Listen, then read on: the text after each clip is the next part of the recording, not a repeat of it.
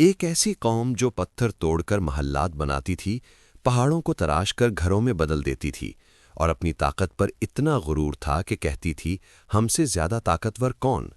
لیکن ایک نشانی آئی اور زوال کی گھڑی بھی۔ یہ سمود کی کہانی ہے۔ وسیع و عریض ریت کی آہٹ اور چٹانوں میں تراشی گئی بلند و بالا عمارتیں، یہ ہے قوم سمود کی سرزمین۔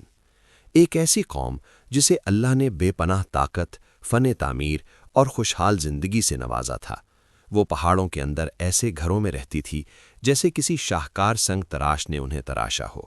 طاقتور جسم، مضبوط عزم، لیکن دلوں میں غرور کی ایک آگ دہکتی تھی۔ ایک دن اللہ نے ان لوگوں کی ہدایت کے لیے اپنے نبی حضرت صالح علیہ السلام کو مبعوث فرمایا۔ وہ قوم سے محبت رکھتے تھے، انہیں بار بار سمجھاتے، نرمی سے، حکمت سے۔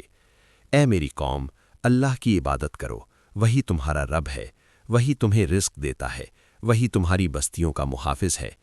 قوم نے کہا، اے صالح، تم پہلے تو ہمارے بہترین آدمی تھے، ہم تمہیں سمجھدار اور دانا کہتے تھے، لیکن اب تم وہ باتیں کرنے لگے ہو جو ہمیں پسند نہیں۔ پھر اللہ نے ایک نشانی دکھائی، ایک ناقابل یقین معجزہ۔ ایک چٹان پھٹی اور اس کے اندر سے ایک عظیم نورانی اور غیر معمولی اونٹنی برآمد ہوئی۔ حضرت صالح علیہ السلام نے فرمایا، یہ اللہ کی اونٹنی ہے، اس کو نقصان نہ پہنچانا۔ یہ زمین تمہارے اور اس کے درمیان تقسیم کر دی گئی ہے، ایک دن پانی تمہارا، ایک دن اس کا۔ قوم حیران بھی تھی، لیکن کچھ دلوں میں حسد اور تکبر کی آگ بھڑک اٹھی۔ پھر ایک دن رات کے اندھیرے میں قوم کے چند سرکشوں نے ایک خفیہ منصوبہ بنایا۔ ہم اس اونٹنی کو ختم کر دیتے ہیں، پھر صالح کی باتیں بھی ختم ہو جائیں گی۔ وہ گھات لگا کر بیٹھ گئے اور سب کے منع کرنے کے باوجود اللہ کی نشانی کو قتل کر ڈالا۔ حضرت صالح علیہ السلام کی آواز وادی میں گونج اٹھی، تم نے بہت بڑا گناہ کیا ہے، اب اپنے گھروں میں 3 دن تک رہ لو، پھر اللہ کا عذاب تم پر نازل ہوگا۔ پہلا دن چہرے زرد ہو گئے، دوسرا دن سرخ ہو گئے، تیسرا دن چہرے سیاہ پڑ گئے۔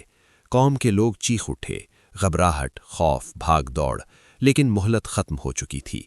چوتھے دن آسمان پر ایک زبردست آواز گونجی، ایسی چیخ کہ دل پھٹ جائیں، ریڑھ کی ہڈی جم جائے اور پہاڑ کانپ اٹھیں۔ ایک ہی لمحہ اور پوری قوم منہ کے بل گر پڑی۔ یہ تھا اللہ کا عذاب، اور پھر اس عظیم قوم کا نام و نشان مٹ گیا۔ حضرت صالح علیہ السلام خاموشی سے اپنی وادی سے نکل گئے۔ وہ جانتے تھے قوم نے خود کو تباہ کیا۔ سمود طاقتور تھی، دولت مند تھی، ہمیشہ رہنے والی لگتی تھی، لیکن انجام ایک چیخ اور سب ختم۔